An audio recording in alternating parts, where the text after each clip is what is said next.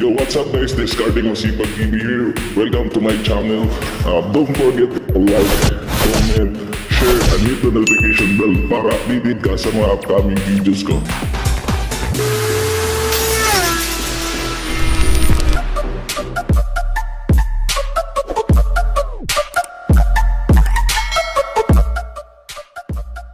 Para sa video na ito, susubukan naman natin ang ating EasyRide 150p na handog sa atin ni Motorstar sa pang-araw-araw na pagsisipag. At may pa-reference muna tayo syempre, lalo na sa mga kasipag natin na gifted o pinadpala sa hype na nagbabalak magkaroon ng maxi scooter na bukod sa may forma ay hindi rin masyadong mahal. Sana all. Wow! Kaya naman, sa case ko mga kasipag, dahil ako ay Pinoy na Pinoy, kaya nasa 5.5. Fit lang ang height na meron ako. At sa reach ng aking braso ay nasa 18 inches lang siguro. Lalo na at medyo tank build ako. Huwag sa Bisaya pa, kanabang tambok. Gago!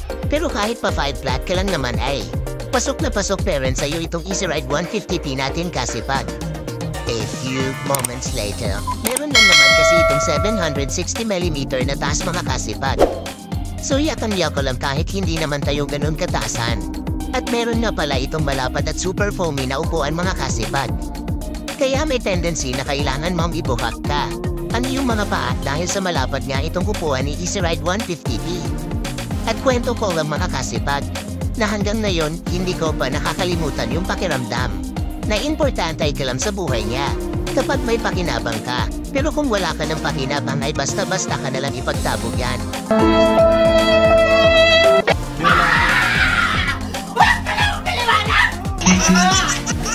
Ba't ka ba nagagalit? Totoo naman. Dito mga kasipag, tandang-tanda ko pa nung unang-una kong sakay sa ating EasyRide 150p. Yun bang pakiramdam na may nagko-comfort sa'yo? At sa awa nga ng ating pag-aalaga ay ganun pa rin hanggang ngayon. Ang naibibigay na comfortabling serbisyo nitong EasyRide 150p nating mga kasipag. Talagang sulit na sulit nga naman talaga. A few inches later, isa pa nga pala mga kasipag.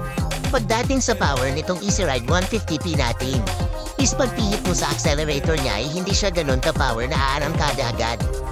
Kung i-rate natin, kumbaga nasa 90/100 lang kumpara sa akin. Disclaimer lang mga kasipag na hindi naman 100% ang kaalaman ko pagdating sa motor. Kaya sinasabi ko na kumpara sa akin lang naman kasi, iba-iba naman tayo ng nakasanayan. Okay. 1 hour later. Pero hindi ibig sabihin naman noon mga kasipag na wala na siyang power o di kaya ay mahina siya. Kumbaga sadyang pagpihit mo medyo delayed ng kunti lang naman. Ang arangkada niya mga kasipag. Pero mga kasipag, may pero. Ito mga kasipag, pagka nasa 40 or 50 na ang takbo mo, doon muna mararamdaman ang kanyang bangis mga kasipag. Doon muna mararamdaman ang power ng arangkada niya mga kasipag. Muntik ko na palang makalimutan ang tungkol sa ating EasyRide 150p braking system at ang stock tires niya mga kasipag. Ang front at rear brake niya pala nito ay parehong disc brake. At sa hindi nakakaalam, hindi po siya naka-anti-lock braking system o ABS kasipag. Pero mga kasipag, kahit pa hindi siya naka-anti-lock braking system, ay hindi naman ibig sabihin na wala siyang laro pagdating sa arangkadahan. Paano masabi? 2 hours later. Wala namang duda na mas advantage kung naka-anti-lock braking system ka. Lalo na sa atin, na ilang beses nang nakaranas ng skidding sa ating EasyRide 150p, which is para sa atin. Normal lang naman mag-skidding, lalo na kung super kang nag-iingat sa buhay. So pagdating na naman sa ating EasyRide 150p braking system, ay sobrang napaka-responsive ang ating brake mga kasipag, both sa front at sa rear. Hindi yung sa Sabado ka nag-apply ng brake tapos sa Linggo pa pala kumagat yung brake mo. At idagdag na rin natin ang stock tire natin na tubeless mga kasipag. At tamang-tama lang naman ang performance ng stock tires natin, na may sukat sa harapan ng 100/80/17. Habang sa likuran ay may sukat ng 120/70/17. Kung sa performance naman ay may kapit naman siya pagdating sa arangkadahan. At hindi siya malikot mga kasipag. 3 hours later. Speaking of malikot mga kasipag, kumbaga sa vibration ng ating EasyRide 150p mga kasipag, ay hindi naman siya super sa vibration lalo na sa ating naked handlebar. Sa madaling salita, okay na okay lang ang kanyang vibration. At pagdating naman sa ahunan at cornerin mga kasipag, no worries. Dahil walang problema ni Easy Ride 150p dahil easy na easy at basic na basic lang. Dahil na rin sa tamang-tama kung saan tayo nakakita ng spot para masubukan sa ahunan itong ating Easy Ride 150p. 6 hours later, mayon mga kasipag, susubukan naman natin si Easy Ride 150p. Sa akyatan mga kasipag kung may power ba talaga at anong klaseng vibration ang ating makukuha mga kasipag. ikuzo!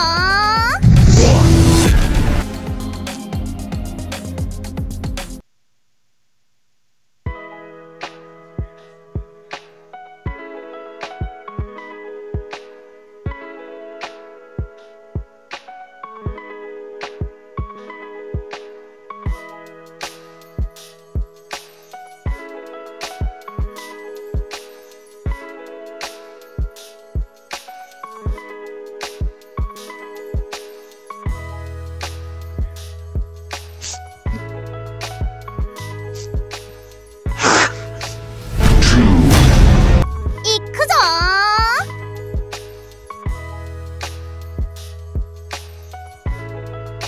Pagpasensyahan niyo na rin yung ating camera kasi masyado siyang kalug kasi. Hindi siya dalagay ng maayos kaya medyo kalug siya mga kasipag.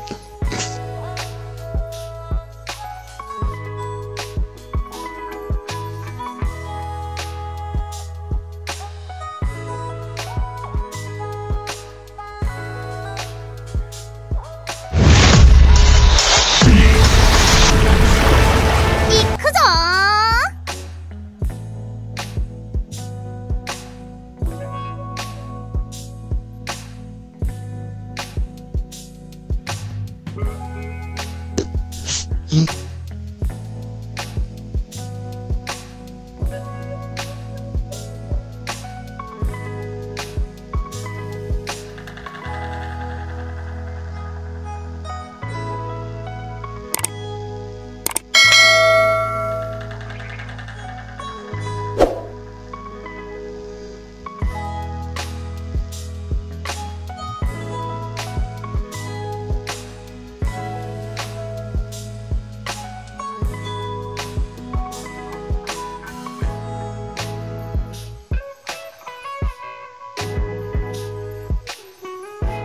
Final round.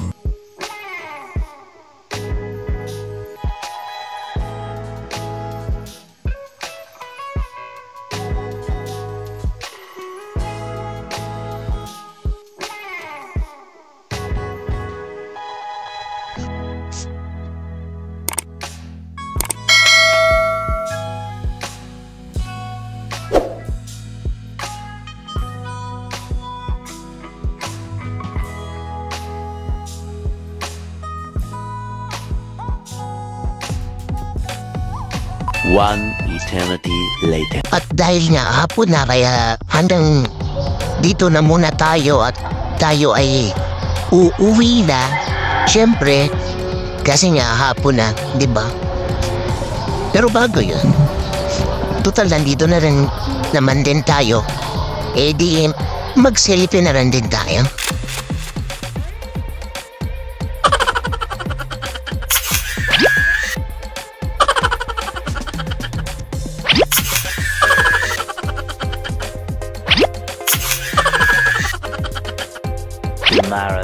Kung saan tayo dumaan kanina sa mga ahunan nitong ating Easy Ride 150p is doon din tayo babalik. Doon din tayo dadaan pa uwi kasi para rin natin, kukuha rin natin yung niya, kung paano siya ka-easy sa downhill. Hindi totoo yan. Bola lang yan. Downhill, mga kasipag, kasi tingin ko talaga sobrang chill nito pag naka-downhill mga kasipag. Kasi nga top hill niya mga kasipag, sobrang easy, sobrang comfortable. Paano na lang kaya sa downhill mga kasipag, diba? So dito nga tayo dumaan kanina, yung paahon natin. Tapos ngayon is pa downhill naman tayo kasi 2,000 years later. So, ganito siya ka-downhill mga kasipag. Siguro kanina hindi siya gaanong kita sa video kung gaano siya ka top hill, pero okay na rin siya mga kasipag. Yaking-yaka pa rin sa ating Easy Ride 150B mga kasipag. Ito nga yung kahit na naka-downhill tayo, sobrang chill pa rin itong ating Easy Ride 150B mga kasipag. Sa pontong ito, mga kasipag, ay hanggang dito lang muna. Maraming salamat sa panunood. At ako ay magpapaalam na.